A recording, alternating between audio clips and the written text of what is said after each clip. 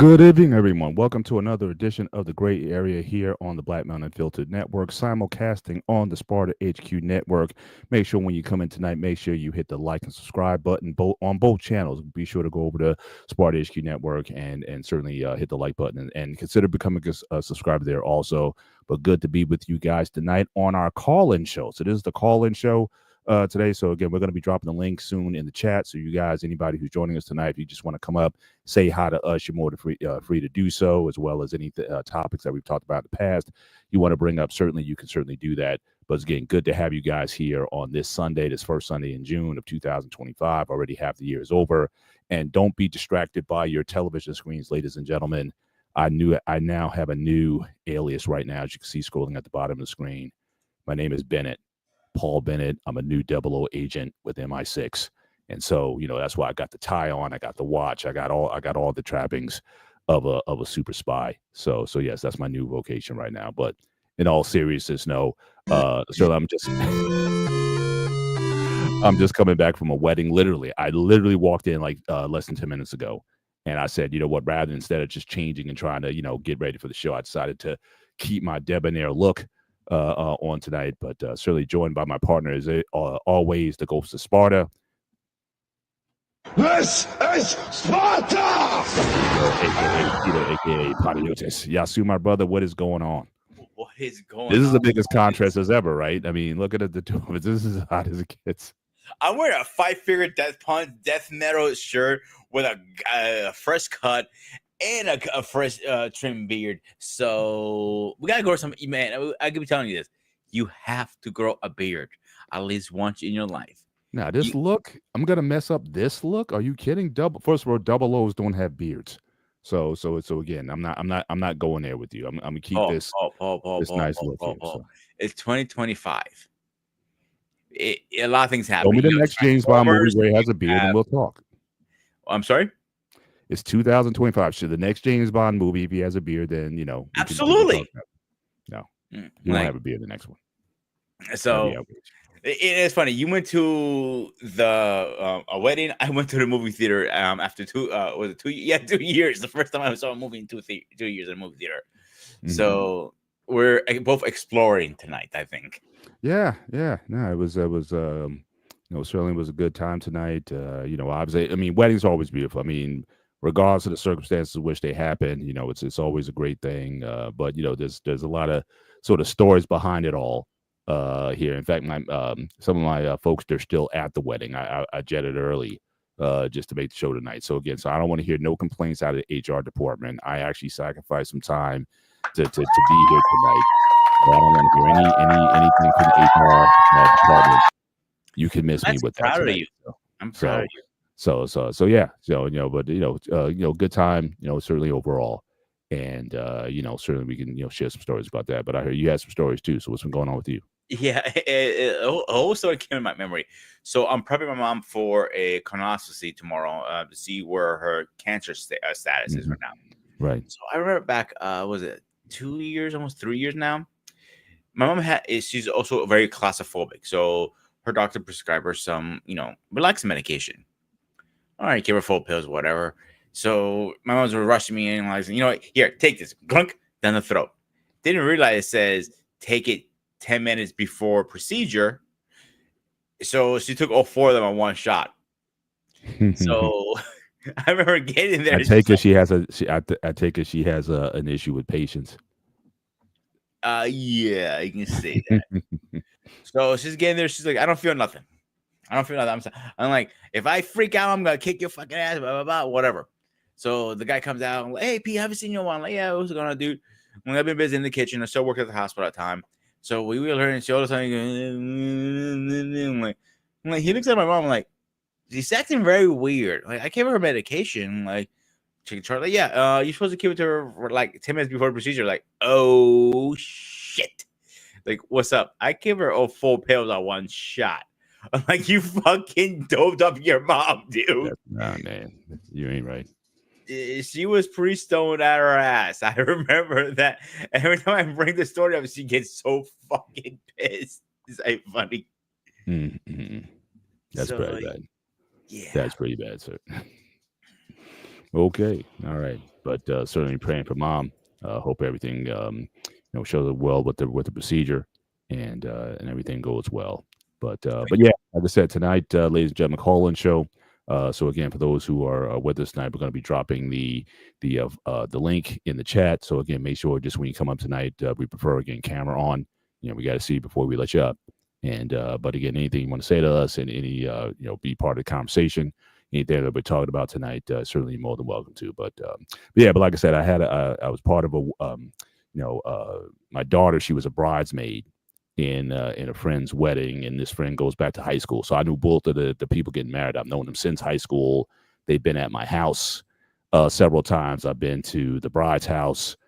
Certainly on numerous occasions and whatnot. So, certainly after a long time, I think they've probably been together like 10 years, and high school sweethearts, and finally getting married. But just the drama behind getting to this point, certainly it was stressing my daughter out, stressing the family out, and whatnot. So a lot of this is more like relief, more so than anything else. But again, once you get caught up in the event, and then the nuptials and the dancing and the partying and everything, certainly, like I said, there's something always special about it. But then contrast that with going to just people just getting married, just going down to the justice of the peace, or down to the courthouse, $125, you get married, and then you're kind of on your way.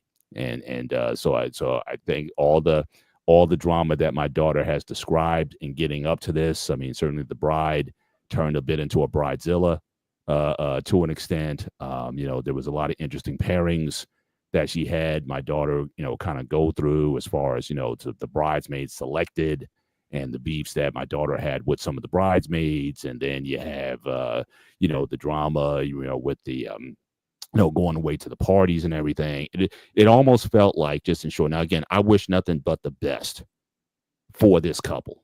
Anybody who gets married, I'm not hating on them. I want them to be their best, and certainly until death do you part. That's my wish and prayer for anyone. But it just seems like during the process, it seems like it was more about the wedding than the marriage.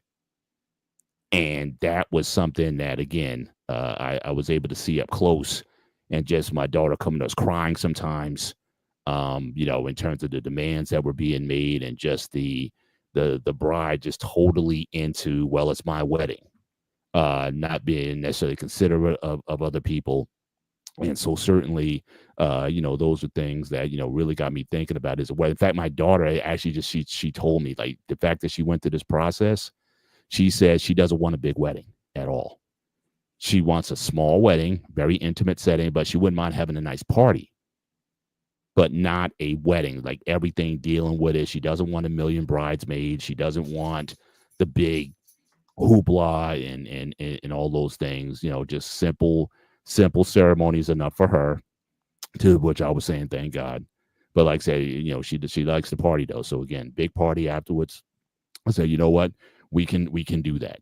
And so, so that is certainly what what she's looking for in the future. Now, my middle one, for example, now she's not having it. She wants to go all bells and whistles out and whatnot. So it's like, we'll help you as much as you can, but don't get ridiculous on us. And then my youngest one, she's still kind of, she's a little too early in the game. She's like, let me just get a man first, and then we'll talk about we'll talk about marriage later. But yeah, I mean, it was almost like a movie, in terms of, just like I said, just a lot of the drama, just a lot of the behind the scenes. And so yeah, it certainly, you have the visage of this beautiful thing. You just, like I said, you just wonder whether or not they're going to be ready for something like this. And The question I have for you is, which yeah. one is the one that you think you might be having a son-in-law soon? Look, I like him a lot. I think he's still, I think he's sort of on an upward trajectory in terms of his career, and his life Mhm. plans, what he wants to do. So again, good character, and like I said, I like him. Now again, whether or not my daughter's ready for marriage yet, I think that's probably the thing that we have to But my that question we is, have to which be daughter mindful. is the middle one? This is the one with the boy, but this is the middle one. Okay. So she's dated her guy since college, and so she's so they're pretty steady, whatnot. But I don't think she's necessarily ready for it because she's definitely so don't think about your daughter's wedding. How do you plan for that? I don't know. We'll cross that bridge when they get there. Let's get some That's a good big candidates. bridge across, my man. That's Let's a yeah, big bridge. let's get some good candidates But into the furnace let's be first. honest here. The wedding is not for the husband or the man; is more for the woman. Let's be straight about that. Yeah. But the marriage is supposed to be for the both of them, though. And like I said, I that's agree. the thing I'm always mindful of because at every turn, in terms of the lead up to the wedding, just how both because my daughter she gets intel on both of them, so she like I said she's known both of them since high school.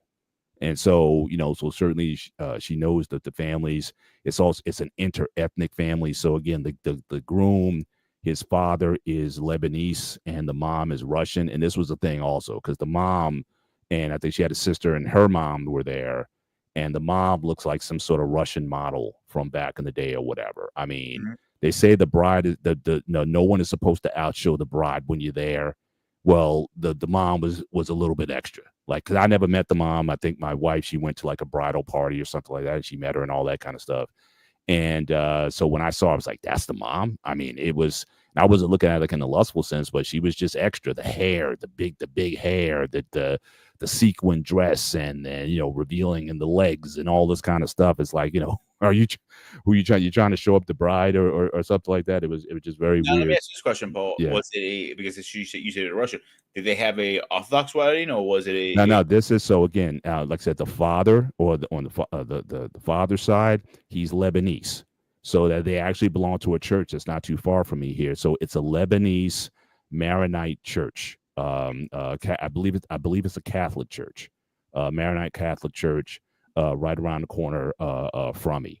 So you saw some of that. So in the wedding itself, when they went there, they had these drummers they came out. It's like 6, 7 guys with these big drums, and then they were dressed in sort of traditional Lebanese clothing, and they did almost like kind of like this war dance with them when the bride and groom came in.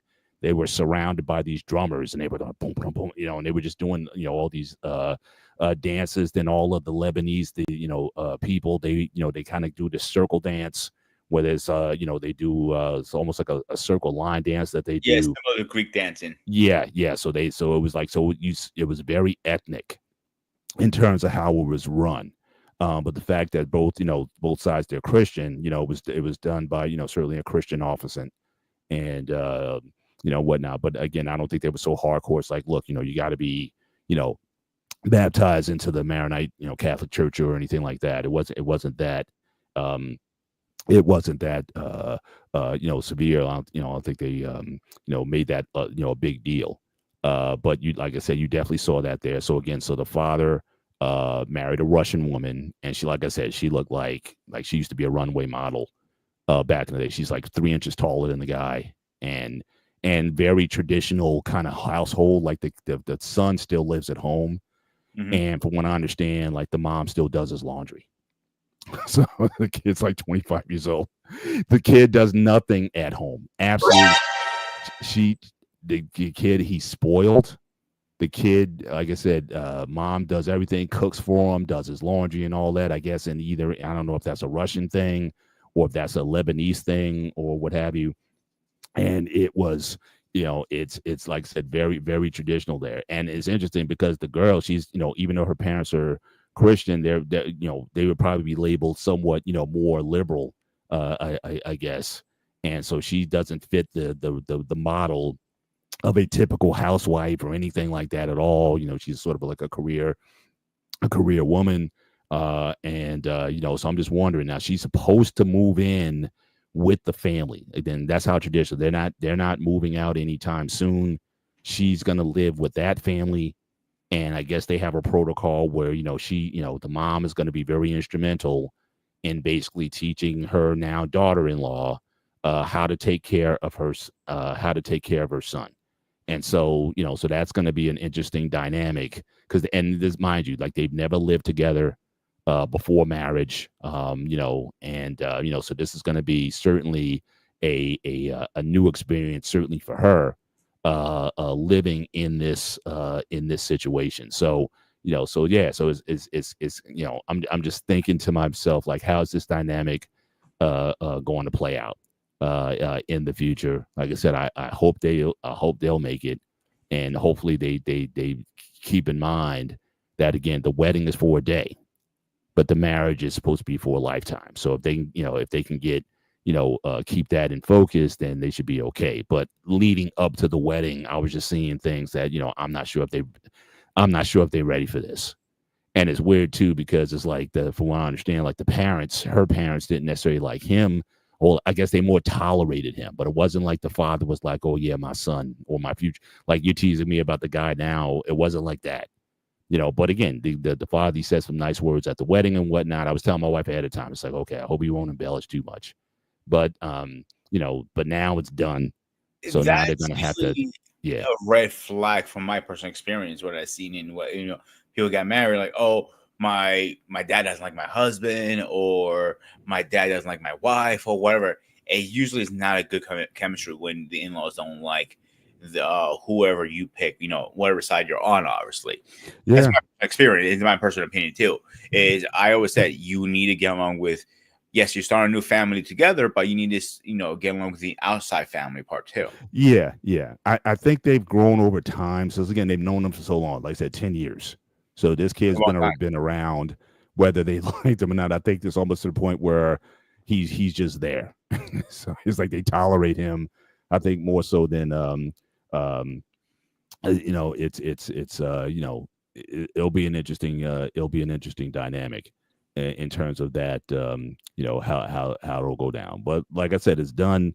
But certainly our relief is that my daughter's relieved because like I said, she had a lot of stress dealing with because the friend, she's like kind of friends with folks who are not necessarily my daughter's friends. In fact, they had some big falling outs in the past and whatnot. And so it was almost like, well, why are you pairing us together? We don't like each other and whatnot. So but my daughter was mature enough to keep the peace. So they definitely called the detente for the sake of the wedding, and everything kind of basically came off without a hitch.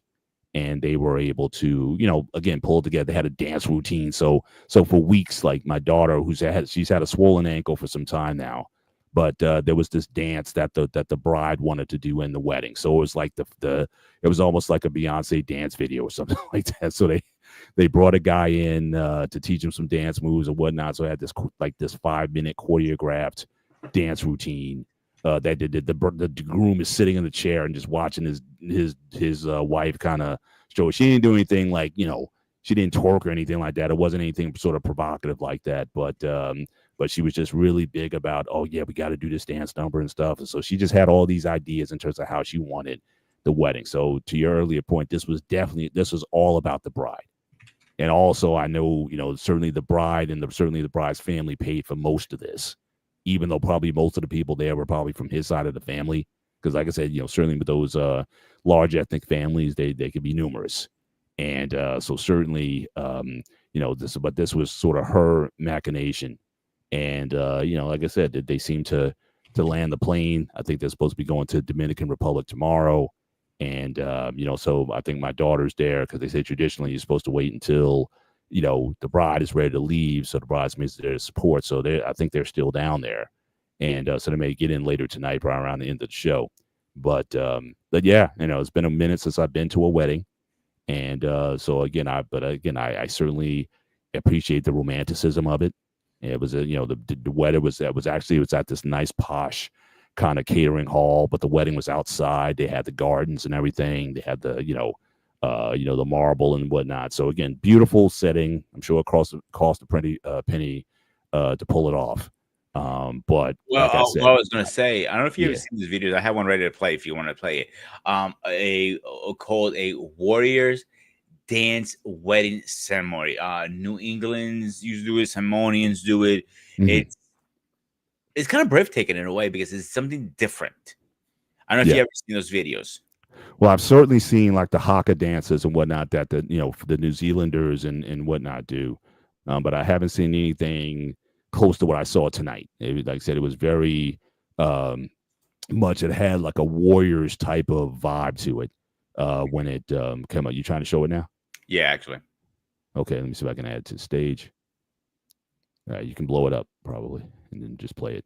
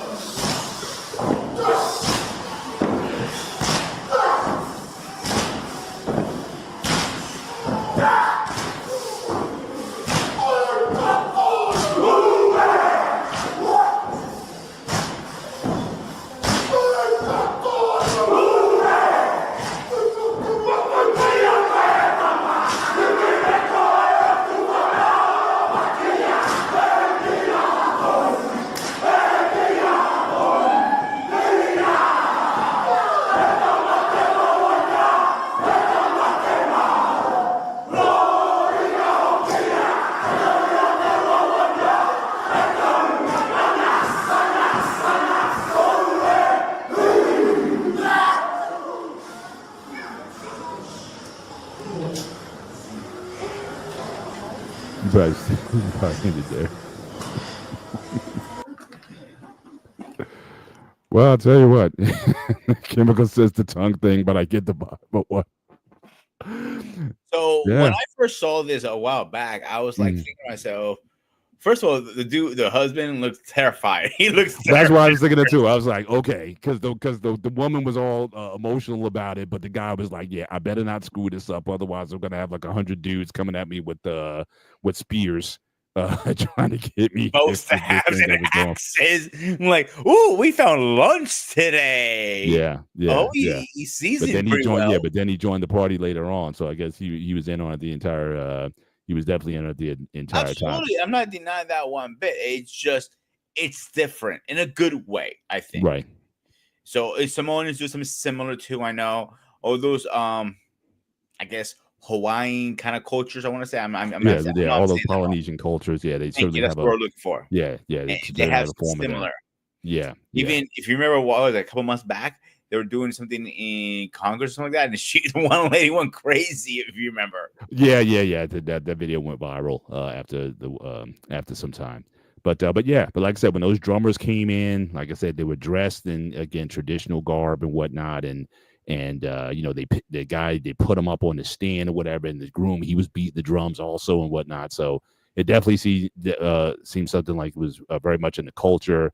The couple that we were sitting at the table, the guy, his father's Nigerian, and I think she might have been Latina, and but she got married like in a traditional Nigerian wedding. And so again, there's a lot of ceremony there. From what I understand, they throw money at the bride. It's like it's part of the ceremony. That you go around and everyone's just throwing money at you and things of that nature. And so she she said, throw yeah, money. Yeah, I'm sure she loved it. So she's I'm asking, did you like, throw money at them? no, no, we didn't. We certainly for us. I mean, for the bride here, we certainly we gave an offering, obviously. Um, I can see you. You can tell your wife like, babe, I don't have money. Write a check. I'm like, here. no, we took it. I mean, at the very least, I mean, like I said, the venue where they had it at was no joke. I mean, at minimum, you need to, certainly if you can offer at least what your plate costs.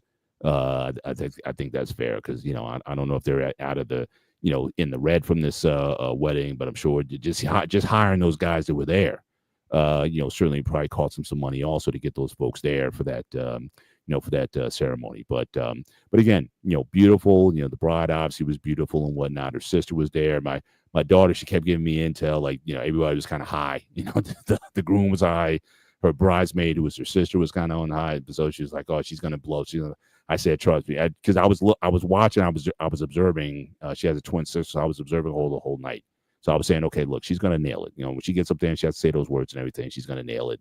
My daughter, she was kind of freaking out, saying, because she can get really emotional, high or low, so she just wasn't sure where it was gonna go. So I said, trust me, she'll nail it, and she did, and so it was, like I said, it was quite the event, but uh, you know, the fact that it's over. I think now my daughter can really focus. Like I said, she's really got to get focused on preparing for med school in August, and this was certainly taking up a lot of her time. From the bridesmaids trips, they went to Vegas for a bridesmaids thing, and fortunately, I had a couple of my sisters out there because after the bridal stuff was over, my daughter actually stayed back for a few days down there with my sisters, and she needed that because just dealing with all those ladies who, again, some of them she didn't like, was pretty stressful. And so again, just being around family like that really helped them in terms of helped her in terms of kind of center back down to earth. So now all that stuff's out of her system. And I basically told her, at this point, you're probably better off maybe ghosting her for a little bit because again, the bride, her mindset was more so like, oh well, after we come back and whatnot, we're going to be planning girls trips and whatnot. And I was telling my daughter, absolutely not. Her thing now is she is Mrs. So and so, and she needs to start building her home and building her nest with Mr. So and so. And so I don't want to hear about girls trips and all this kind of stuff if she, still trying to live like a single person when you've committed and dedicated yourself and clear with another person. So you need to pay attention to your husband. That needs to be your friendship zone. You need to build that nest. Don't worry about your girlfriends and where we're going to go and hang out and all this kind of stuff. It's like, no, you need to leave that, let them leave and cleave. You go on to Grenada and you focus on your life and in the things. Oh, by the way, my daughter, she caught the bouquet. The flower bouquet. so I got a picture of her with we're catching the bridal bouquet. But it's like you need to focus on your future, and maybe this might be the last chapter in your life in terms of like your high school friends and whatnot. Because again, there's just a lot of drama that's happened with some of the friends that she had from high school that she still try to keep on for the last few years, and all of them have kind of been dropping off. Certainly over the last few years, I'm thinking, you know what? I got none but love for the mother and father. They're terrific. They've always been very hospitable to us, and even the girl, herself. I shouldn't say girl, young woman. Herself, she's a nice girl, but again, certainly, but she brought a lot of drama, and the way she's talking, it's like, look, she has to know, guess what? You're married now, and you start moving and acting like a married woman. Hopefully, the guy's mom will give her some instruction on how to do that. And you need to be about your husband and building your home with him, and stop worrying about you already talked about girls trips and you're not even married yet. So again, that's why I was some of that thing. That's why I was saying that it seemed like she was more interested in having the wedding than building a marriage.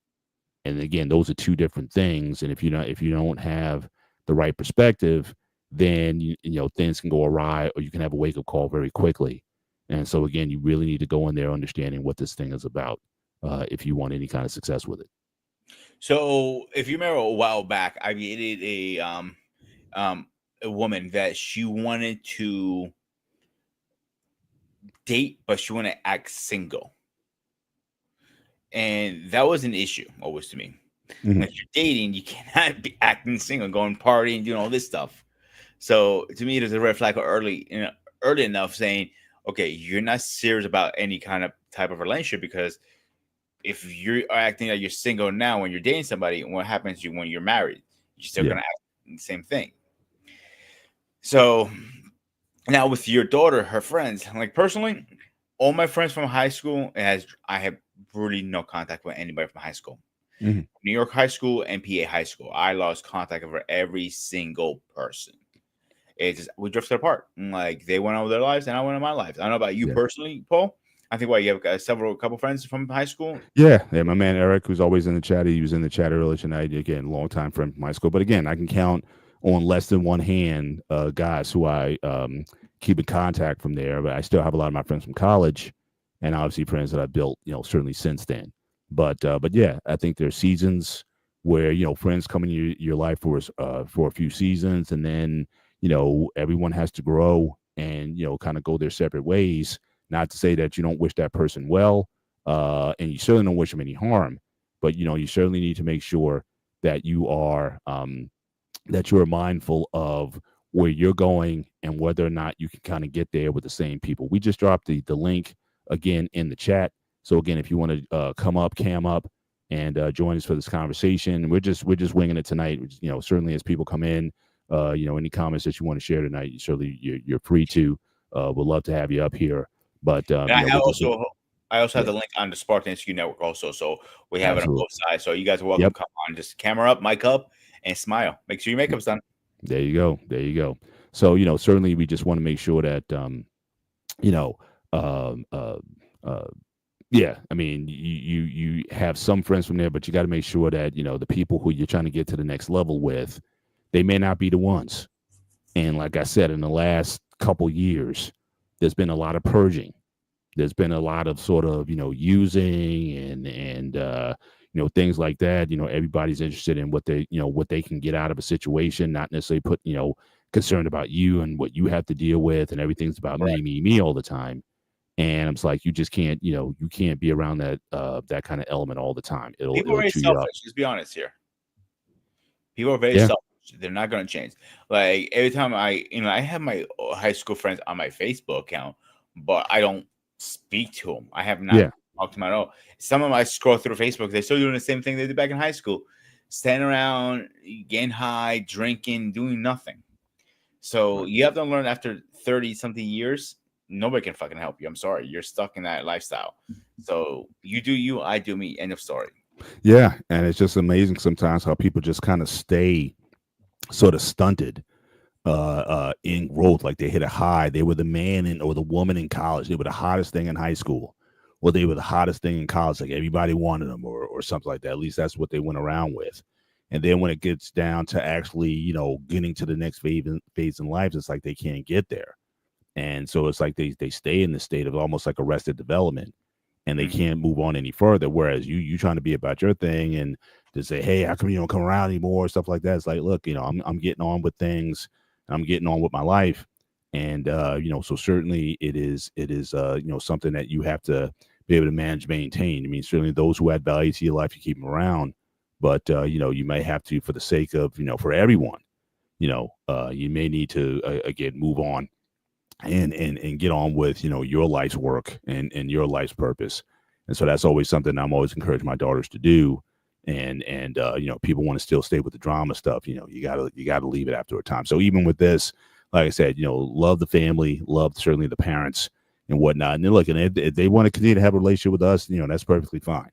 But I already told Stephanie, it's like once you get set up into med school, you need to, she needs a hard divorce, so to speak, for the good of both of you. Y'all need to divorce or at least separate for some time and let her really focus on the things that she really needs to focus on.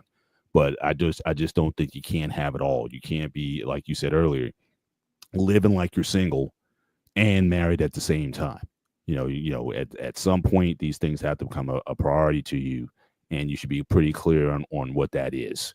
And because even with a lot of friends that I have now, like I don't hang out with a lot of them. I mean, every once in a while, maybe once a month, we may pick up the phone and have a long conversation or something like that. But everybody's in that space. Most of my friends are married. And so, so I totally understand that, where their parties need to be and whatnot. And I don't try to crowd that and be like, how come we can't hang out and stuff? You got stuff going on, fine. If we catch a moment, we can catch a ball game or something, or just, get together and just fellowship like that, then I'm good with that. But, but we all have, families. We all have, we want to spend more time, especially at our ages now.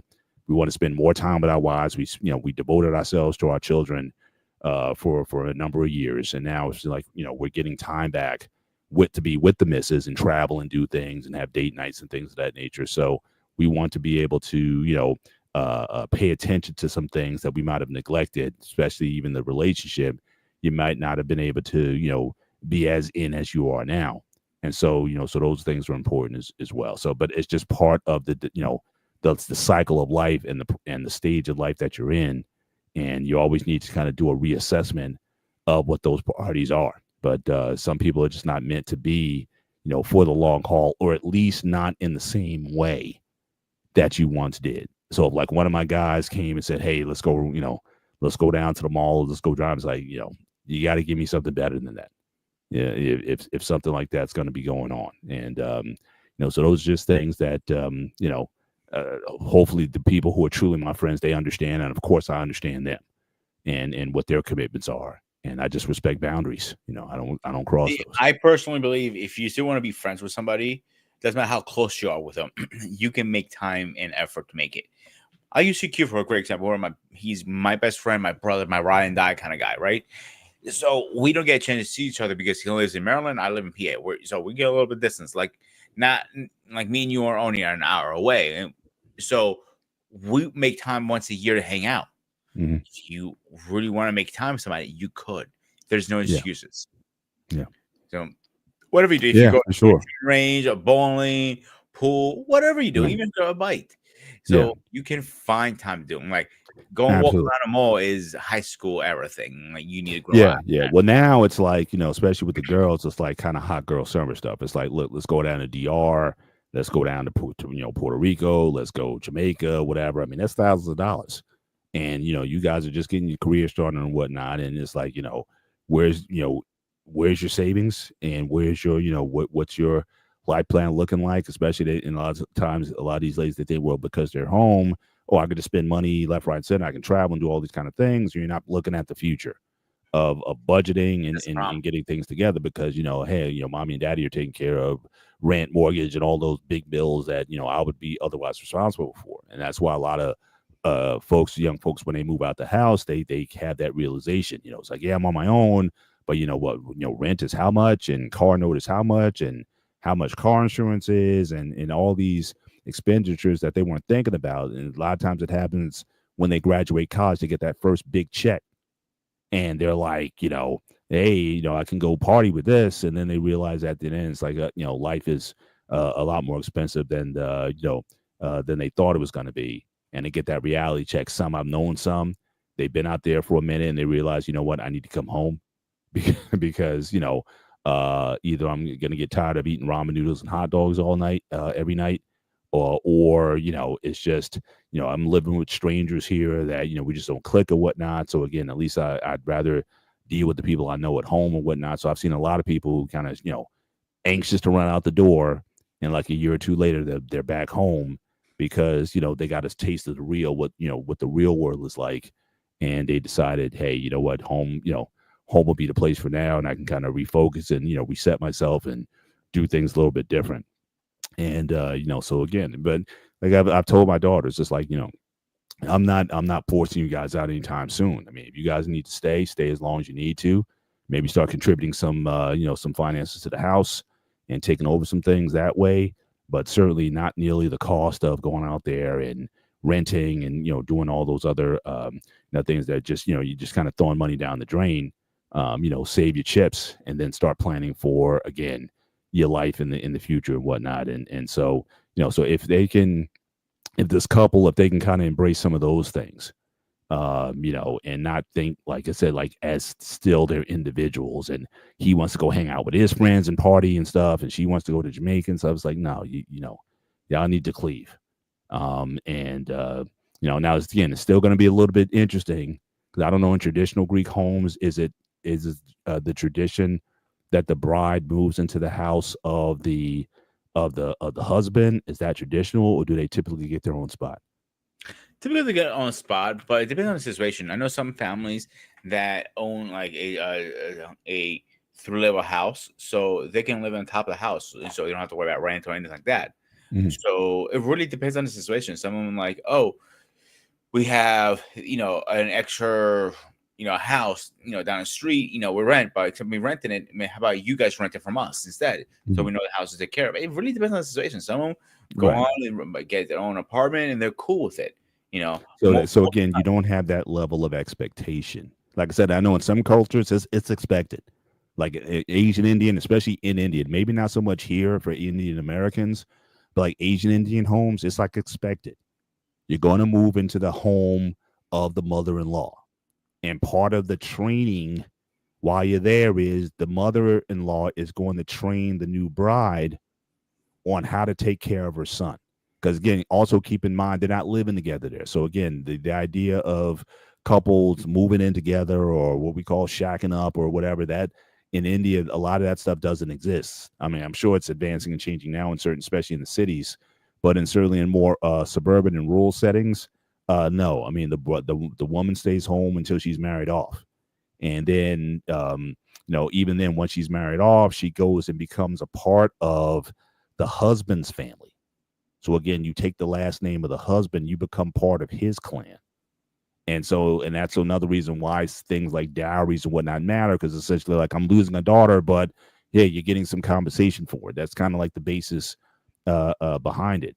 But you become a part of his culture and his world. Now, whether how good it goes, a lot of times is depending on how well the mother-in-law and the daughter-in-law get along. If they get along, then things kind of go well. Again, after a couple years or whatever, they may go out and again um, get their own thing. But I know a guy, a good friend of mine. He actually was working here, so he got married, and went to India, got married. He had to come back here for work. The woman still moved into the home of his mom and his Oh parents, wow. and because again that kind of training is like I'm gonna let you know what it is to take care of my son. I know him better than anybody. And so who else are you going to better learn from in terms of, who he is than talking to me? Because also keep in mind, again, especially if they're arranged, you don't know the guy that well to begin with.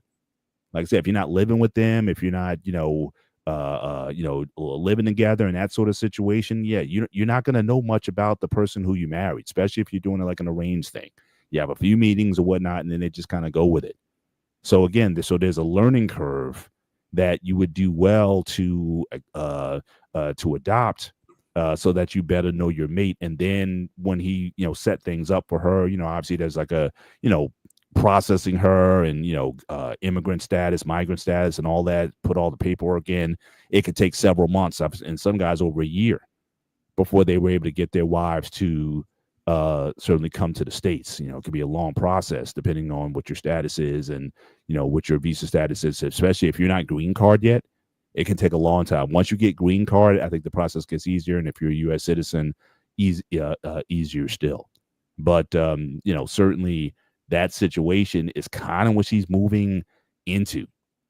And like I said, I saw the mom, and the mom, like I said, she looks like a very interesting character. Like I never saw, I never saw a mother like that at a wedding, and it literally looked like she was trying to upstage the bride. I mean, she looked like I something seen out of a some magazine. Russian women that always have to be on the nines. I mean, the nails have to be perfect every time. The makeup has to be perfect. It's the way the culture is over there. Hmm. So if they, is she? I mean, is she off the boat Russian or American Russian? That's the first question I need to ask you. Off the boat, yeah, for All sure. right, so Like I yeah, said, both the parents, they're both the father and the mom. I think the father's been married before. He has an older son, and then they have a child together. So they've been married for some time. But I think they both are, first generation kind of immigrants, and mhm. and again, so that's an interesting pairing, in and of itself. How that different culture, how those cultures vibe, but she definitely seems to be, just just from my observation of it, again, very much adopted sort of into that particular culture. And I think she had a sister there, and I think her mom was there, and so they're very much, so indoctrinated. Like the Lebanese culture was definitely dominant. That was no question that was outside of the marital vows that they took, because it was the father of the bride's brother, who's also a minister. He, like I said, he was the officer for the wedding. Outside of that, it was totally Lebanese. After that, and so that was my first foray into looking at that kind of dynamic. And like I said, she's gonna have to, be good with that, because that's who they're pretty much going to be around. It's so so she's got to be good. She's, like I said, she's got to be real good with that. And that it might be a culture shock for her, because that's something new and different she's not used to, because this is all new to her. Yeah, for sure. Despite, like I said, despite the fact they've been together for so long, living with someone is a totally different thing. And again, being married to someone, So again, like in her home where she grew up, she might have felt that she might have had a certain freedom to come and do as she pleased. In that situation, I don't know. I don't know that much about it to say, it's going to be, a smooth sailing for her. But like I said, the fact that the mom is still doing the guy's laundry, I was like, yeah, it's like You know what? very traditional and old school, man. That I could never process. I hear a lot of people say, like he say it to me all the time, because people Greek for some reason are known for being mama's boys, but I am the opposite of that. I cook, clean, do whatever I need to do. You know what I'm saying? Mhm. So when I hear that, I'm like, that's still a thing. Mama boys are actually a real fucking thing still these days. Mhm. So I'm a Well, little. again, if you're coming with like I said, these are not multi-gen Americans. Like I said, the fact that they're first generation immigrants, usually that takes like a generation or two before that sort of dies off. But if Mm. they're both coming to the table with that, and you just so happen to be raised in that, yeah, I mean, from the outside, we may look at it as strange. That's why I always ask, like, what is it like in Greece? Are moms more doting on their adult children and still think, hey, still cook for you, and they'll still do things for you, even though you're an adult, It really depends on the they'll still situation. take care of you. So if you're if my mother was healthier, and the hours I put insane hours. You know that already. We Mhm. talked about it last Monday. If you yeah, last Monday on the train. My hours are insane, between 85 to 120 easily in 2 weeks. Mhm. And 80 hours a week is like a slow week for me. Mhm. So if she was healthier, yes, she'd probably cook and clean and do the laundry. Even when Yeah, I was younger, like she knows I'm paying all the bills. I'm taking her to the doctor, exactly. like that. That's a different situation. Now, if as an adult, I don't feel okay with that. Right? I'll be 40 in about what, 6 months, something like that. Mhm. So God damn, that feels fucking old to say that Yeah. out loud. Also, keep in mind she's a stay-at-home wife. So The again, mother? it's not like she's a career woman. This mom, she's a stay-at-home wife. So she's like as traditional kind of as it gets. So That is a 50-50 mixture now you're talking about, because it goes both ways. Because you say we're home mom, the son lives there. There's nothing wrong with that, obviously. Mhm. Do you let the mom do the laundry and cook and all that stuff? Well, How I can think, you answer yeah, that? I think the son is more than willing to allow us. But again, I don't know if this what's been passed on. Like if in Lebanon, and again, I don't know Lebanese culture like that. If in Lebanese culture that seems to be the norm, and then in Russian culture, and again, I don't, and where in Russia is she from Moscow, or is she from the country? Again, so there's different. Uh, um, I don't want to just pin this necessarily on solely the ethnicity of the person, but also where they are in the country. If you come from a rural area with more traditional values, more sort of old school values, then you bring those with you. And so this could be again the expectation that again Lebanese women or Russian women, or the fact that again he married a Lebanese woman, that if she embraces the culture, This is what is expected. If you can stay home and be the housewife and all you got to do is look good, because I keep going back to this. If you saw, I'll share a picture with you later. I want to put it up here. Yeah, But yeah, if you want, to, if you want that luxury to be able to, go to the gym, get your nails done, get your hair done. Her hair was all big and poofy and everything. And if you want all of that, then yeah, I want certain things, and I want certain things done in certain ways. And apparently, she's willing to live under that sort of system and doesn't have a problem with it. So I give a again, I good don't. example. Yeah. Like I know this Russian woman. I met her through CQ's wife, and we were mutual always. Hi, how are you? And we bumped into each other once in a while. She might say hi to me on Facebook. So the last couple of years, she flipped her script, but I knew she was always like pop in your face. The way she dressed, and like she always dressed in really scampy outfits, very Mhm. tight skin, nails were done, everything done. But she's all about her son. I'll give her that. And Mhm. like anytime you talk to her, and like her son was number one priority, Mhm. cooking, cleaning, everything. Yeah. The worst thing for her ever happened is when her son joined the Marine Corps and he got boot camp, deployment, all that stuff. It was like heartbreaking for her. Like, oh my god, my son is not a little boy anymore. So as she found the gym instead. And she was always in very good shape. I give her that. Mhm. And all of a sudden now she's too good to even say hi to people. I'm like, I'm ever saying hi to her, and she looked at me like, I'm like, the fuck was that? I Mhm. even looked at her. I called her for her fucking friend, like, oh, you're too good for me now to talk to me, because she was put in his fitness magazine as the top hot mom or some shit like that. I don't know, to Mhm. be honest with you. And Yeah. I called her for her fucking friends, like, oh, you're too fucking face. I got it. I mean, now I know who the fuck you real color are. And like, and the manager knows me in the gym for retro fitness. Right? I've been going there off and on for years. And like, see, she filed a complaint against me. She goes, I'm not gonna file a complaint. I'm not gonna even pay him because he's straight up and real. You probably deserve the way you spoke to him. He's not Mhm. your respectful guy. I usually have my headphones like my own business. Someone comes to say hi to me, I'll say hi to them. Or if I'm to the front, I might say, hey, what's going on? Do blah blah blah, and go back to my workout. Right. But I'm not gonna tolerate disrespect from anybody, if that makes sense. Yeah. Yeah. For sure. For sure.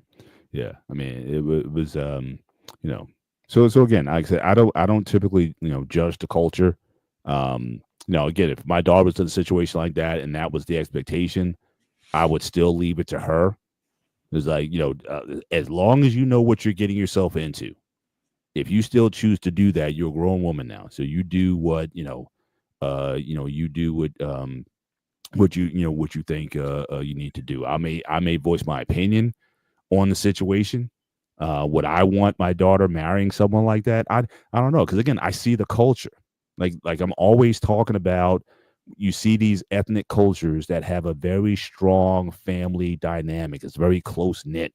Like I said, they're about to do very similar to what the Greek Orthodox Church does. When you're talking about Father Costadino, he's going to be doing some sort of event like a Greek festival with food and all Yeah, that. next week actually. They do something very similar. And then, like I said, they got signs up already. And a lot of times, I've never been to one personally, but it's a big fest. They get these big outdoor tents and whatnot. And there's music, and there's a lot of culture there, and you could see it every time you pass by it. So my thing is, again, can I judge how that dynamic works? If their dynamic says, hey, woman typically stays home and takes care of the family and the kids until the son gets married or whatever. If that's how it rolls, I'm like, you know what? Something's working for them.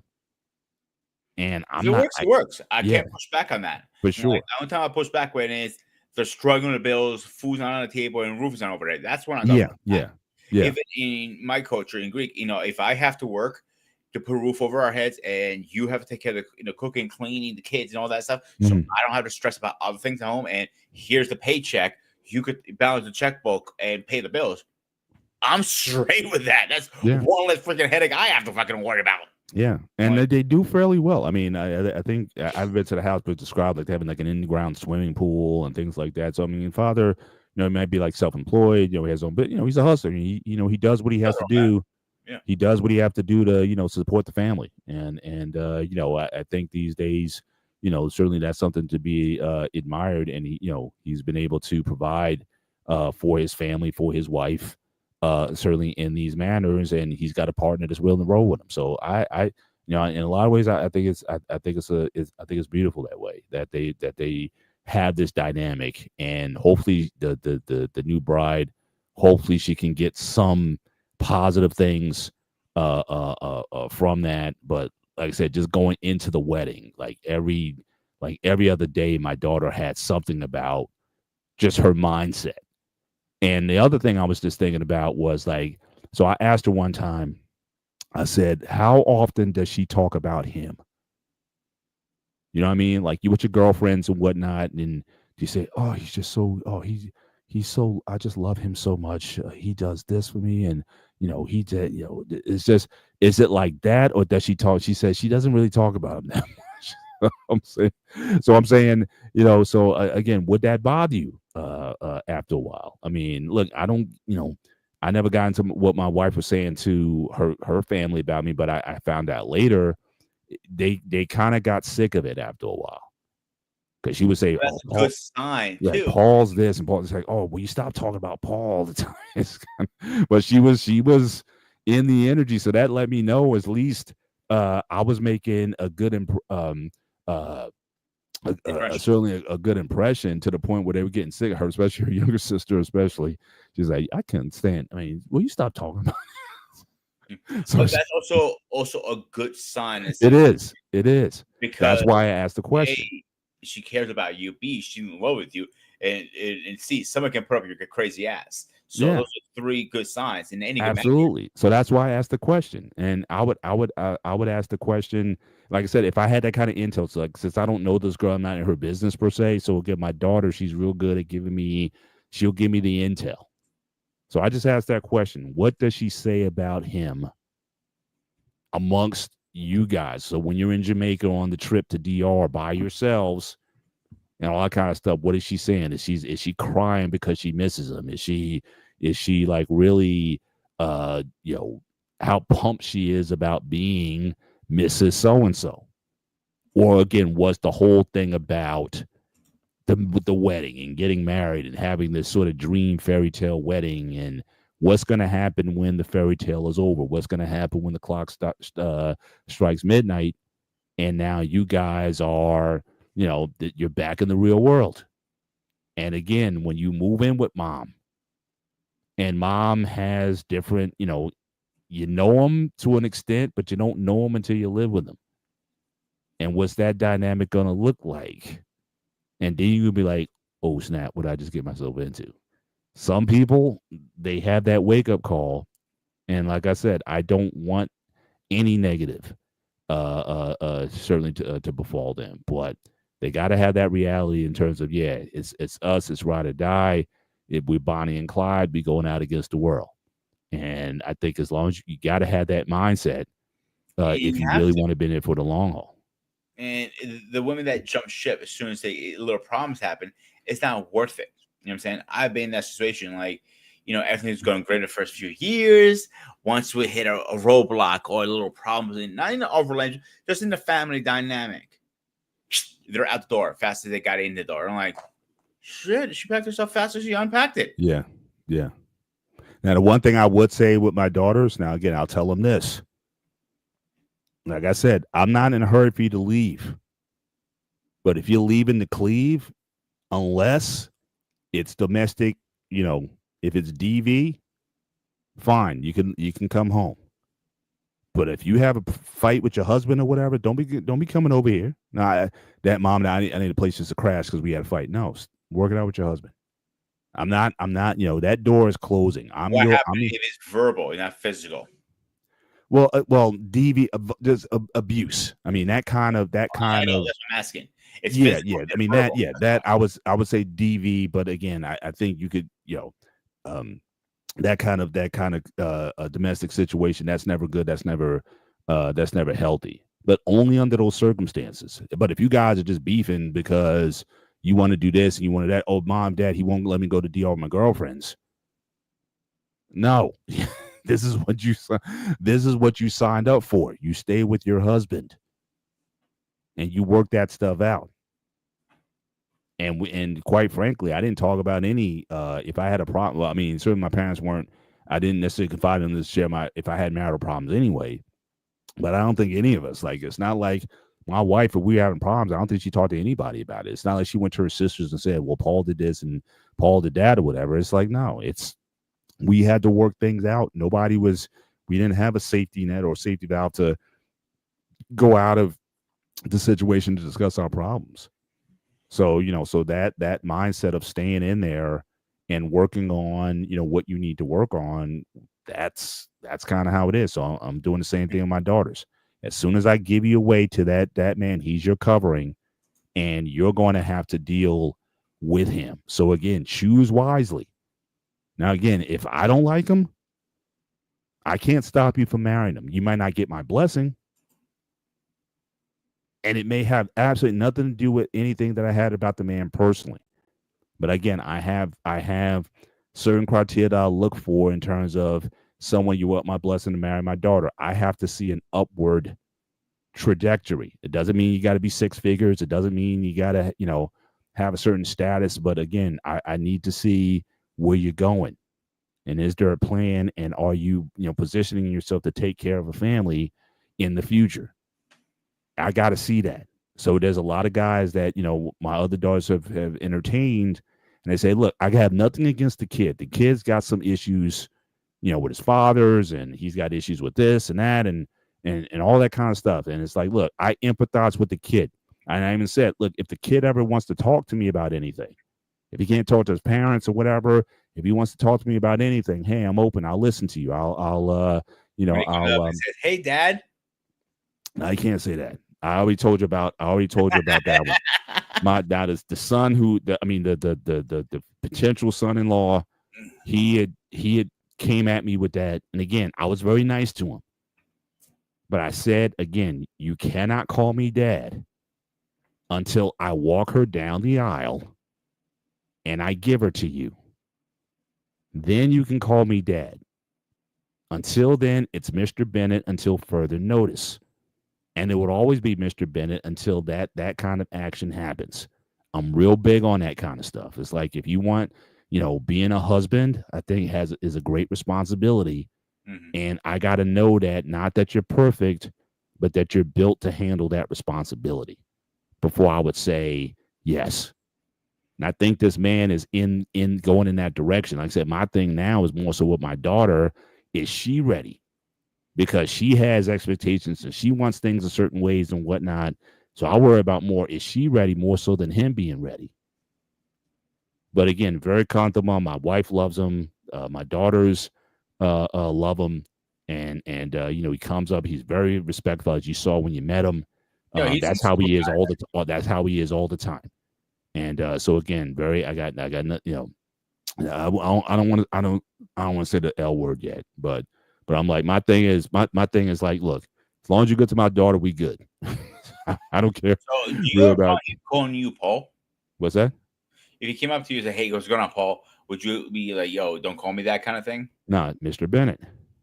Okay. Again, respect is about boundaries. It's about what you decide.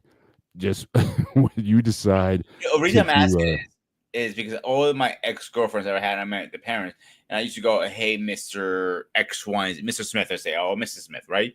And every single one that has told me, don't ever call me by my last name. It makes me feel like goddamn. Now, that's perfectly fine. Like I said, respect is about what you negotiate. Yeah. So again, if the term is if I say call me Paul, then that's fine, because I set that expectation. But if I say Mr. Bennett until further notice, then it's Mr. Bennett. And then don't come and saying, hey, we've known each other for so many years. Why can't I call you Paul now? Whatever. I already told you the parameters when you can call me Paul. So now it's up to you. Then are you going to then make that transition? Are you going to then say, okay, what do I need to do to level up to be in position where I got to be, position myself to marry his daughter. And I gotta go through that whole process. There's no halfway. It doesn't even end with the engagement ring, because like I said on another show, especially with the sisters, they are the queens of engagement rings. But as far as getting to the end, getting down the aisle, or getting to the courthouse, and that's the thing that I was saying that I led the show with. Get to the court. Don't even go to get to the courthouse. Can you do that? But I see a lot of rings and 3-year, 4-year, 5-year engagements. I'm sorry. I also have another criteria. An engagement should only last about a year. That's my firm belief. And again, unless when I was engaged the second time it was about 2 years. Mm-hmm. I'm kind of glad we never actually got to the wedding because we're talking about the wedding hall, small ceremony afterwards. My little have my close friends. Before I met you, obviously, it was GQ, Smith, and some other friends, and a very very small tight niche. And I'm glad we never did that because when we ended our relationship, I would have to get a whole another problem in my hands. Like, all right, now I gotta get a lawyer for divorce. Sometimes that's a blessing in disguise too. Yeah. But I think you got to have some criteria. So again, I have mine, and certainly if a man is willing to meet there, I have a lot of respect for that, and that's a guy I can safely say, yeah, you got it. But yeah, and like I said, this arrangement again. I said, love weddings. I love the traditions of it and everything. But again, the cost though is just crazy. And the other thing that also got me tonight was, again, it's one of the things I hate going on vacations or even going to a lot of these posh places. Again, the food waste. So again, we go up. This is like a nice, really nice place. Again, I'll show you some pictures later. Really nice place. They did so after the wedding. They had like a cocktail hour, and they had so much food. I mean, they had all these stations for food. Then they had the guys coming out with like a lobster tail and different meatballs. I said, "Would you like some meatballs?" It was like, "No, I'm getting full before dinner." I'm like, "We know we got dinner coming up, but I'm full from just the appetizers and everything." So even where I work at a nursing home, the waste is about 30 to 40%. That's the average you want to be at. And at an event, like I worked a little bit at wedding halls, for extra cash, a couple of my old chefs. Hey, you want to make some extra cash? Fuck yeah, I get that. You seen pictures of my food. You know how good I am. So, and I cooked at a wedding hall. Your waste is about 60 to 70%. Yeah, tells you right there. Yeah, I mean, I'm just seeing the guys come up with, beautifully arranged, right? I mean, the meatballs and the tray stations and the serve stations, and they're just all you see is just raking it off in the garbage. So I was like, no, I was like, is there a food bank around here or something? It's like, you can't. That's the problem, Paul. That is the issue. I get it. I just can't. So let me pull the curtains back in as a chef now. I got you. You cannot donate food. That is an issue. Because if somebody gets sick from it, to a church, to a homeless, whoever you donated to, and they get sick, now they sue you. Guess who's going to be in the wrong? I get it. Metabolism. That is it. Yeah. It's shitty problem because think how many homeless people. I watch these homeless videos all the time. A guy goes buy 100 pizzas and gives that out. Yeah. So the only reason he can get away with that because he's paying for it. Yeah, and like I said, they're charging you premium dollar for this food. Like I said, the plate at one of these weddings is like easily $100, $150 per plate. At these weddings a lot of times, but when you see that, it just like really, it's like, man, can we not waste so much or whatever? But again, you also have a budget and you got a number of people. How many? Okay, we're expecting like 150 guests, and it was quite a number of people there. It might have been like 150, 200 guests there. I mean, so it was pretty good sized wedding. And like I said, the venue was like 3 stories. They had marble all over the place. I mean, it was as good as it got in terms of just taking pictures and everything scenic. I mean, out the crazy. I think I shared some pictures on my my Facebook. No, you did, and I'll be honest with you, Paul. And between your wife, your daughters, and yourself, you guys look fucking good. I'll give you credit. You know, Yeah, we and try. I see a lot in your daughter, your smile, both your daughter, your wife, and your smile. They got Mhm, your daughter to have it too. I'm like, I recognize that smile. mhm. But no, you guys look like a very happy, beautiful family. I'll be honest with you. Yeah, yeah. No, no, we're definitely, we're definitely blessed, and I don't know if you can say on camera. Which one was your daughter that was in the wedding? Because I see. so she was the one. So that's my oldest one, and she's in the pink. So she's got the flowers in her hand.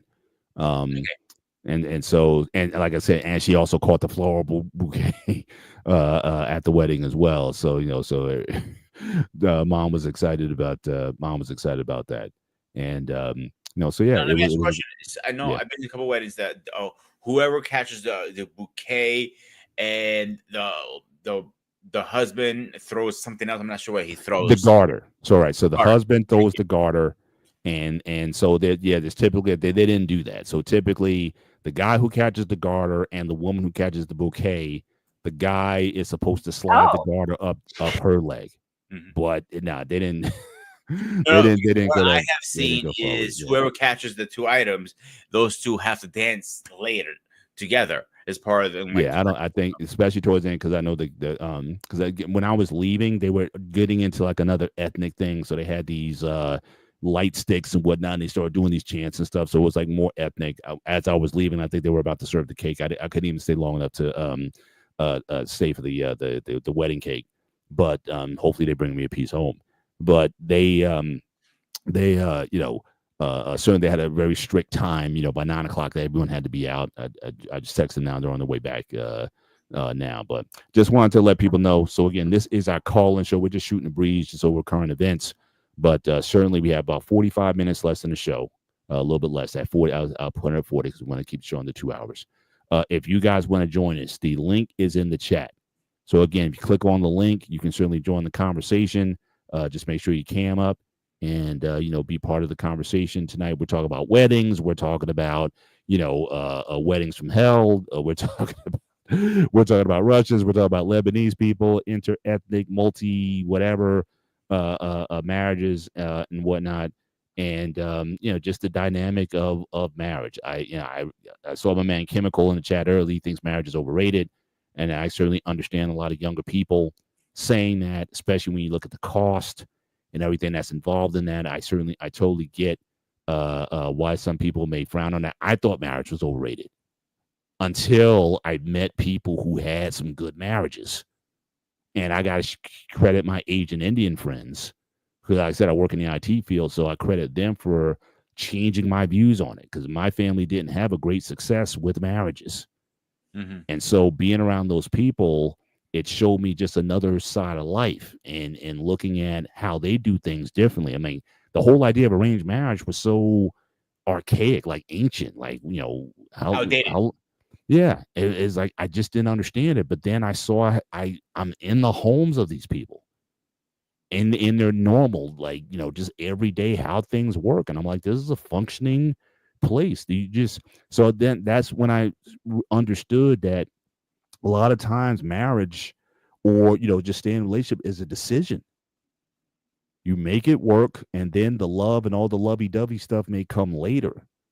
But again, in the West, we're taught that okay, get all the lovey-doveys and all of the blue skies and all that kind of stuff, and then you marry, and then things kind of you look to either maintain or things come later. But them, it was the total opposite. You obviously the things need to be worked out. They use horoscopes. They use the families have to meet one another, and there's a but you talk generally. I think my main man who sort of introduced me to it, he might have talked to his wife for like a half hour, and there was like three other ladies that he was talking to, and I think he knew her from back when he was before he came to the U.S. for studies. So she was definitely on the list, but it was basically a selection. I meet with this one, like speed dating kind of deal, and said, look, I'm good with her, and let's do this. And they just made it work. So at least that changed my thinking. I didn't say necessarily, okay, I want to marry an Indian woman. I didn't say that necessarily.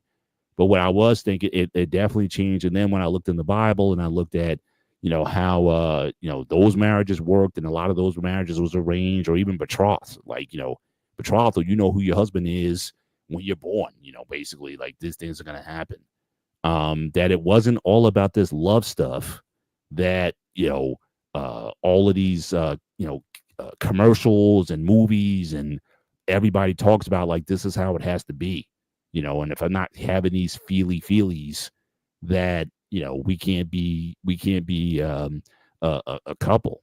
So at least it got me thinking about that. And yes, obviously I developed the feelies with my wife, but it wasn't like but I also knew that what was going to hold my marriage together was those basic principles: respect, honor, trust, loyalty, service, all those things that I saw in the Asian Indians. I said, look, I think this will work here. And so, we've been able to maintain that. I mean, we got married faster than some Indian folks. It was like, yeah, you got married in 10 months. It's like, yeah, it still took us a year. But again, it was because of logistics. The woman's in India, he's here in the US. You got to work out the paperwork and the green cards and the travel, because the airfare's not cheap to go over there and stuff. So it's just a lot of logistics for an Indian American or someone in America to marry someone in India, or something similar to that. But yeah, when I tell people, yeah, my wife and I, we got married in from start to finish in 10 months, I was impressing them. So I was like, wow. So I know No, it's that impressive we would because you think about it. How many? What, 28 years you're married now, right? where we've been married 28 and currently in season 29. Okay, so be married that long, under 10 months. Usually, most marriages don't survive if you get married that fast in 10 months.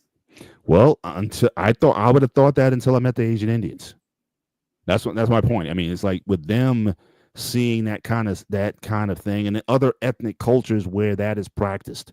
But again, the idea of dating someone, I got to date someone for 5 years before I think about if I want to marry him or not. And I'm just saying, I just don't think that it takes that. I know Kevin Sam used to talk about that all the time. It's like, look, a guy, if he's about trying to be married, it shouldn't take him more than 6 months to make up his mind if he wants to marry you or not. And if he doesn't, then he may string you along for a while just to keep you. But if he's serious about, yeah, I want to wife you, then he's just going to wife you. But these couples that have been together for so many years now, again, maybe you don't believe in marriage as a concept, and I certainly get that. And I'm not going to, I have my views on it, but I'm not going to argue over your views are your views. If you don't think marriage is worth it, then I'm not going to try to convince you of anything that is not. I'll just explain my experience of it and what I've seen through observation. But because I've seen a lot of couples who dated for years, got married, and been divorced in less than 2 years after being together for like 5 years or 10 years. So I definitely seen enough to see that, the marital relationship is different than just cohabitating. That I've seen enough of that I wouldn't suggest people do it. But if you're not into it, at least the legal concept of it, well, guess what? I mean, you have common law. It used to be, I think, if you were living with someone for 7 years, I think in the eyes of the state, you were considered married under common law if you cohabitated for 7 years or longer. I think it differs from state to state. So yeah, I know PA at one time was 1 year. Then they moved it to 5 years. Now it's 10 years. 10 years. So living with someone for 10 years, call it what you call it. I think if and again, I don't think you have to have a big church wedding. I don't think you have to have, a justice of the peace. Like I said, the shortest wedding I went to was 8 minutes. No, Jesus Christ, that is your wedding. And they're still together. That's the thing. It was kids. They were so broke. They stayed with our family for a while. I knew the kid. He went to my church for a while, and him and his lady that he was with, they had a son. They were just on the outs. They was like homeless basically. And I really had to clear with my family and say, look, what we gonna do? We got this house. Can we put them up sometime? I used some of my capital to allow that to happen. And but they got married. Guy came down. Went down to his hotel that him and the wife were staying at. The officer came in. It was like Superman. He came in a suit, he put his robe on, did the ceremony. I have the whole thing recorded. It's 8 minutes. Married them, took his robe off. He said, I got 8 more to do today. And just left. He's like off to the next one. I'm like, this is cool. And if I understand, they're still married. So, was people will spend 6 figures on a wedding and be divorced in less than in a year. So again, I don't think the cost of the wedding matters in terms of its longevity. I think it depends on the people involved, their commitment to making it work regardless of the expense. If you got the money to spend, then do what you want. But I'm just thinking that, man, but if I'm gonna have any kind of red flags, I'm like, why are you gonna spend all that money? Or as if to say, spending more money ensures that you're gonna be married longer. And again, a lot of times that just doesn't work. So that's always been my view of it, and just this whole experience has certainly taught me that, and more importantly than that, it's taught my daughter that. Mm-hmm. And so she's like, Dad, I just want a small, very small ceremony. We could get married at the church. I don't want a lot of bridesmaids. I don't want to go through this. What she went through this whole thing, nursing an injury, and just constantly giving in because the bride wants this and she wants that, and then constantly coming back, and we're trying to tell her not to do certain things. And my wife, she even got to the point where she was kind of sick of it. Even today, I think it was something where, because initially the plan was for us to just take one car down, pick up my daughter because she went down the night before, pick her up, and then bring her back. And then it was like, well, I may need to jet early for the show. And my daughter, for some reason, she told the bride that the bride was like, well, can your dad just cancel the show? Just like that. Now that ticked my wife off. Because like, wait a minute. I don't blame her. Hey, that ticked me off just now. She was like, wait a minute. So there was pushback, but then I kind of level set again. I said, look, let's just take 2 cars. You guys stay, make sure everything's tied up. Again, this is the last ride. Let's just end this thing gracefully, and then get on with our lives afterwards, and we don't have to deal with this. So that was kind of like the whole the mindset that I was having. I had to level set because it got to the point where my wife's agita was getting built up, and then I kind of had to calm things down and be like, okay, the one of the girls wanted to stay here. Again, the one that my daughter doesn't like wanted to stay here for a minute. My wife girl in the house because of what she did to my daughter. I was like, you're not welcome here. You mess with mine, you ain't welcome here. I said, that was kind of like a stupid question to ask somebody like that. But I said again, I get this far into it. Let's just land the plane. She's gonna be here about an hour. If you guys went to Vegas, and no problem. So again, you guys are in detente right now. Let's just land the plane and get out of here. So we're less than 48 hours away from this all being over. And sure enough, everything worked. Now, she didn't come over that night or whatever, but again, my wife was like, okay. So again, she relented because I tend to get final say here. So she was like, okay, you know how I feel about it, but you set the. And then once I said it, she was like, okay, it's your call. So a lot of times my wife will defer to me on some of these things. And like I said, everything worked out the way it should. And so they're just getting back into the house now. And so hopefully this will wrap up. I'll follow up with them, see if there's any juicy stories. Maybe there was a big fight afterwards. I have no idea. Maybe the fun stuff happened after I left. But again, it was. If you want, Paul, we have like another 30 minutes. You can have your daughter has been our guest, our special guest tonight. I don't know. She might be worn out because I know she was after the dance. She was huffing and puffing pretty good. So she was like, definitely not feeling too good afterwards. I don't know if she want to come. Come on, so you can spare a few minutes for her. Oh, poor father. I don't know. Hey, who's in the? Hey, Steph, you want to come on for a sec? My man wants to. Not embarrass. I don't want to embarrass her, but that's my job. The Greek guy is embarrassed. So hang on, let me turn this blue screen off because that messes with the picture a little bit. So let me see if I can let's see here. Where's the settings at? Is probably in the bottom. Yeah, I got it. Okay. So turn the virtual background off. There it is. So this is my daughter who is a bridesmaid. Say hello. Hello. I can't hear. So let me see. I'm gonna switch over. So you might hear a little bit of an echo here, but let me see Yeah, if I go can ahead, get. Paul. Let me see if I can just get this to work.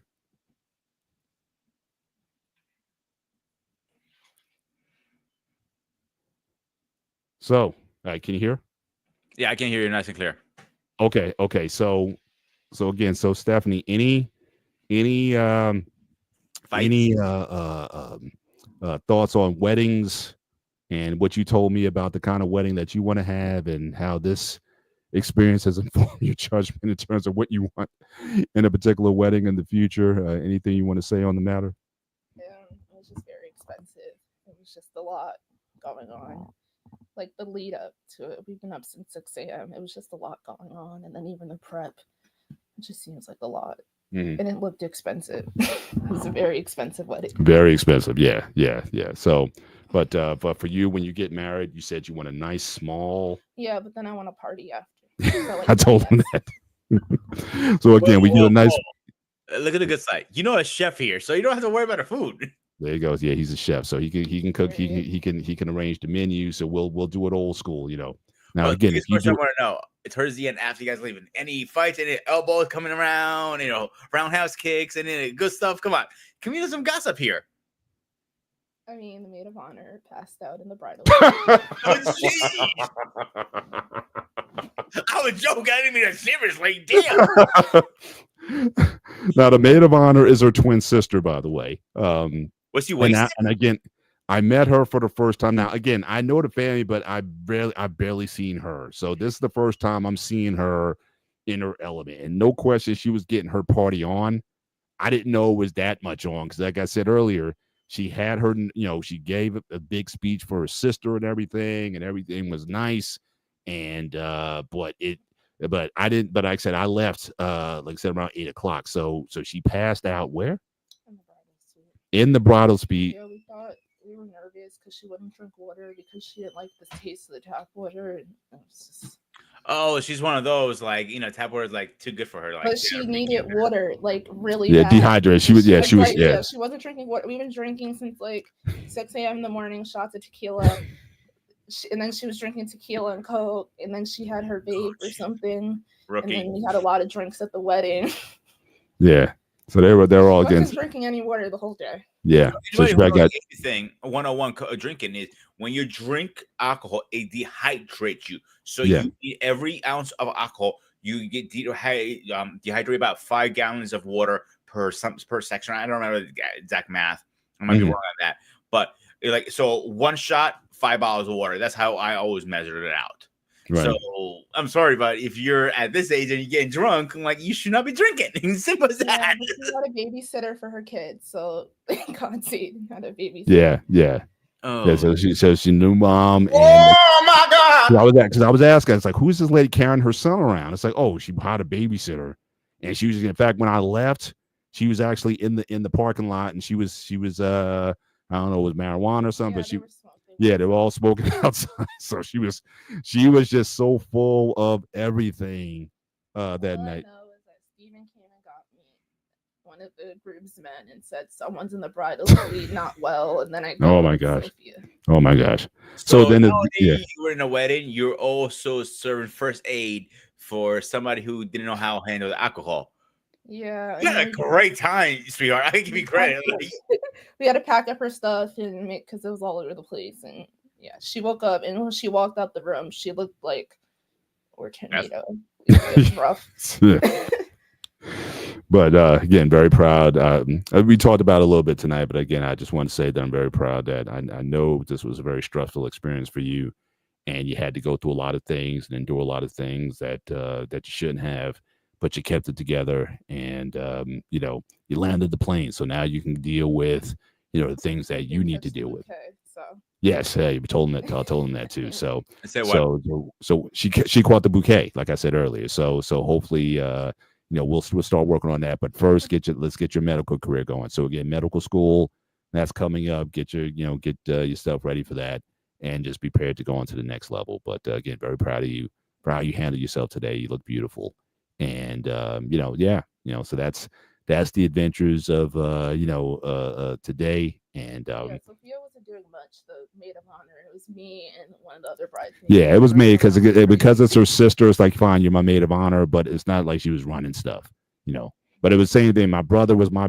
groomsman at my wedding as well. He didn't do anything either, but it's like my brother, so it's like okay.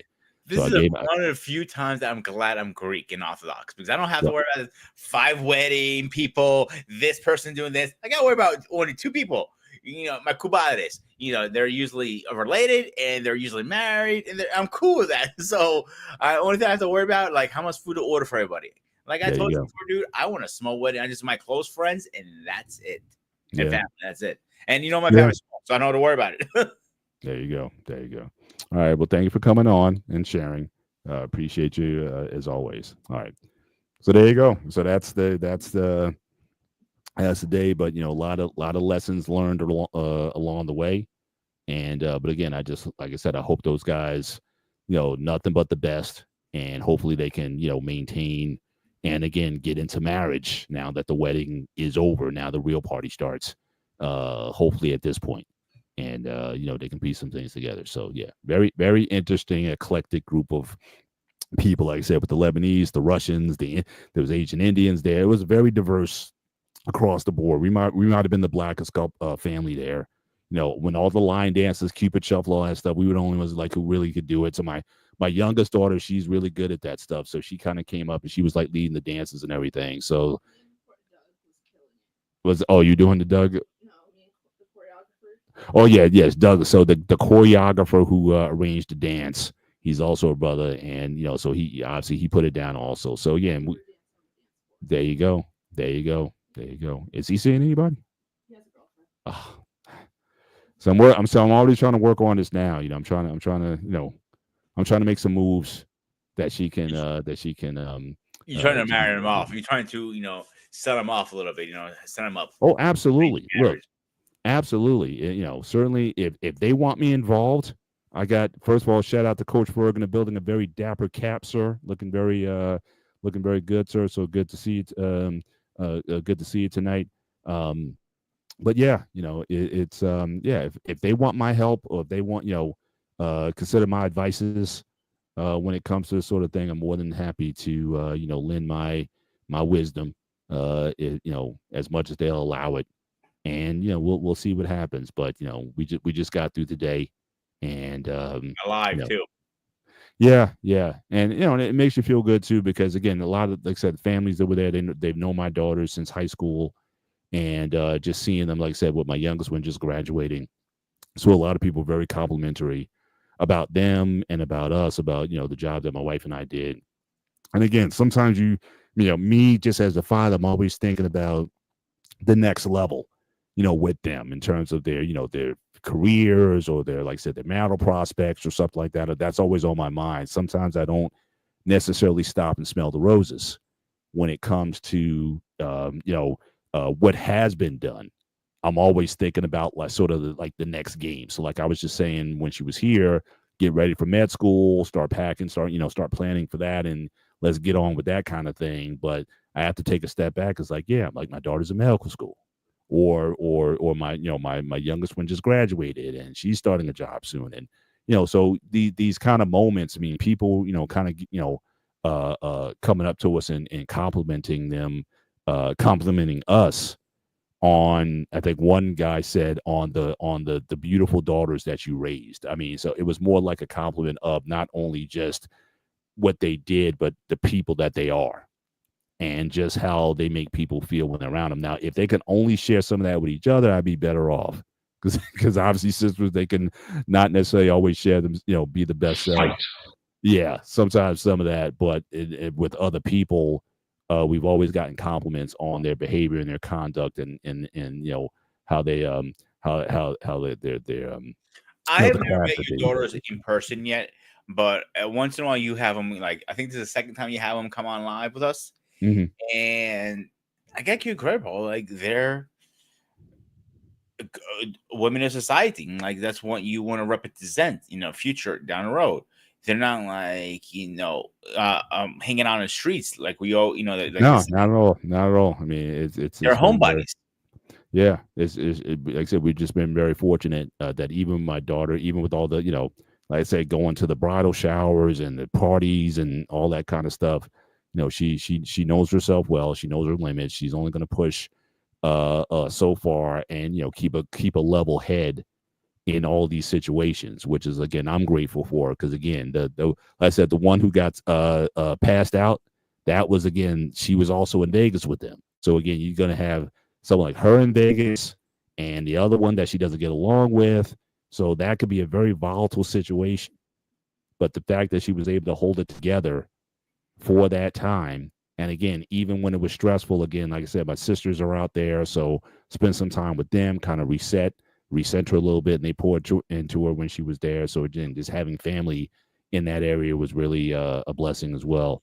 And so yeah, it's the journey continues with them, but I'm just looking for, like I said, I just want the best for them, and my wife and I, we just one, try to set the example and be the example, and then hopefully they'll glean from us. Hopefully my daughters will glean from us what to look for in a guy. Not a perfect guy. I wasn't perfect when I got married, by no means, but again, a guy who has a future and is planning a future, and just looking for a woman to plan that future with. That's my prayer for them now, as they go forward. So we'll continue to monitor the situation, see what happens. But we have about 20 minutes left in the show. So again, this is our call-in show. So again, anybody who is looking to get on with us, the link is already in the chat. If you guys want to drop in, say hello to us, certainly you're more than welcome to come in and do so in the last 20 minutes of the show. I got But, something to say, we Paul. run Hang on it a down, second. but Hang go on. ahead. Go ahead. You guys run your mouth so much when we're doing these shows. Like, good thing that the link is down. I would have done this, done that. I'm like, you know what I say? Bring it. Here's your opportunity. Rip me a new one. But no, you guys chicken shit out of this like always. So here's your opportunity. Come on. Bring it. Bring it. Okay, I'm See, good. Peter has a way of expressing things a little bit to the point than I would. But yes, I mean, certainly the lines are open, and so yeah, on the shows when we do have content and you guys say, hey, drop the link, I'm said this is the time. So again, you guys got to take notes when we have certain shows, and if you need to come back and visit a topic with us, to remember it, certainly be mindful of that when you come up. So again, once a month we target a call-in show, and but we certainly want to keep the lines open. We certainly want to make folks available. I think in the last stream people came on like in the last 10-15 minutes. So again, but we definitely want to be respectful of the time, keep the show under 2 hours and whatnot. But certainly as we, I guess, get into the wind down. So what did you go see today anyway? You said you went to the movies. Karate Kid, actually. Oh, how was that? I'll give it a 5 out of 10. A couple of reasons behind it. I'm not going to spoil anything for anybody. Okay. Okay. Boy, this is the spoiler-free review that we're about to get here. There you go. So, I wish there was more story on the villain. It wasn't too much story. It was all about the new Karate Kid. Mm-hmm. I like how they combine Miyagi-Do with Hondo. That's what I'm calling it, at least. Mm-hmm. The Kung Fu and the Karate Kid. I like how they combine both of them. Mm-hmm. But if you think 95% of the movie is going to be with both of them, you're completely wrong. It's not even 50%. I would say more like 60, maybe 70, around there. Mm-hmm. Gotcha. Actually, I'm more 70 and more 60. It's not a big chunk of him. He's in the movie. He's more towards the end of the second half, towards the end of the movie. But overall, fight scenes were pretty good. It was a Hollywood kung fu. It wasn't real kung fu or flipping in the air and all that stuff. Nice, typical kung fu movie stuff. I think they picked a really good kid to take over the mantle. That's the point of this movie is they want to continue the saga with a new kid, and they're trying to combine both styles. Because if anybody knows anything about karate, karate comes from kung fu. The story of Miyagi says he fell, he was first when he fell asleep. He went over to China and learned kung fu and he fell back. That's a true story. So maybe it wasn't Miyagi, but it was a true story how kung fu came to Japan, and Japan just made it into karate, their own style.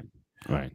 But it wasn't a bad movie overall. I like for the money I paid because I went early. Yeah, and matinee show. Yep. Yeah, so under what did I pay? Under $60. It's not too bad. Yeah, for sure. Yeah, I definitely want to check it out. I got a couple movies that have come out that I definitely want to be able to get to. So hopefully I'll be able to check it out by next week. As also now again, I'm still iffy on the Mission Impossible. I missed the last couple of Mission Impossible movies, so I would have to probably get caught up on those until I can watch the until I can watch the movie. You have to watch the last one because the last one's part 1. Into this is part 2. Part 2, yeah. So CQ did an early screening of it, and he said it's a good movie overall. It's not a bad movie, but it's not like, oh my god, like wow factor. And that's the thing we're missing now in Hollywood. I think the number one wow factor. Remember the last movie you saw, you had to go see it because all these rumors you're hearing, you want to see is it actual wow. When the last time you heard anything about that? That's my point. Yeah. I would have to think. I mean, certainly there were some movies that were better than advertised. Like I think I saw Bad Boys for Life last year. That was certainly better than I thought it was going to be. It was a pretty good movie. I'm not denying that. Yeah. Very, very entertained by that. But but the ones that kind of nail it, I mean, I have to give some thought to it as far as like being that wow factor. Certainly after leaving the I would say the Godzilla movie, Godzilla -1, that was a wow. Because that movie, that was actually a great movie. It wasn't just a great Godzilla film.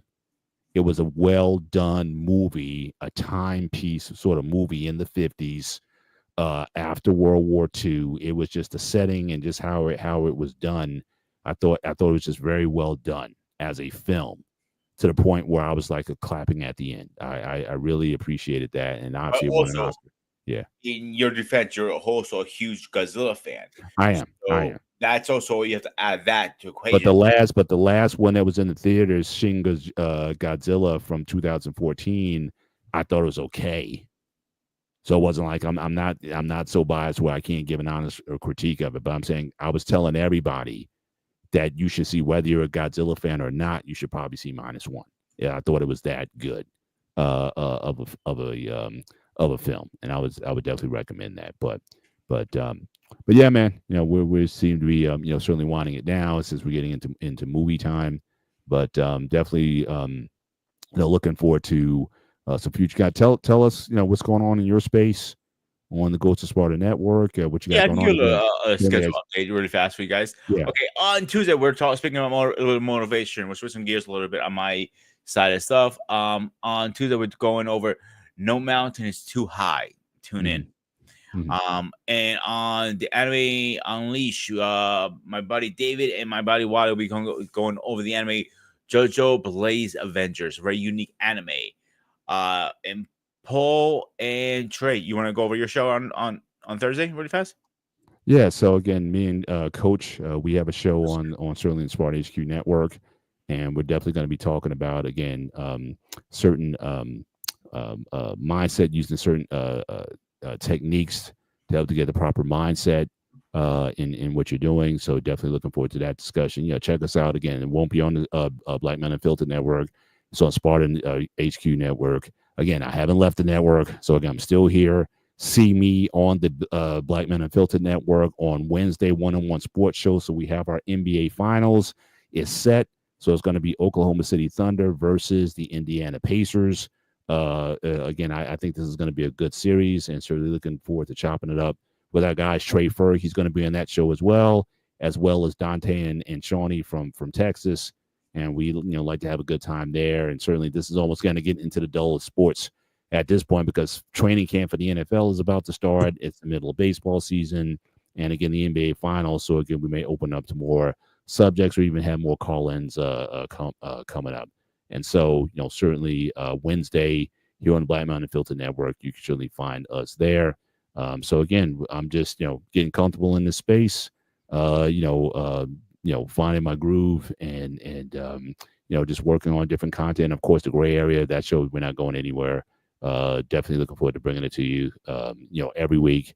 And really, I want to also, I think we're really having some good success with, the replays, getting some positive feedback on the replays that have been taking place with the show. So if you didn't get a chance to join us live tonight, check the show in the morning. More than likely, the show will be replaying. You also find shorts from the show as well.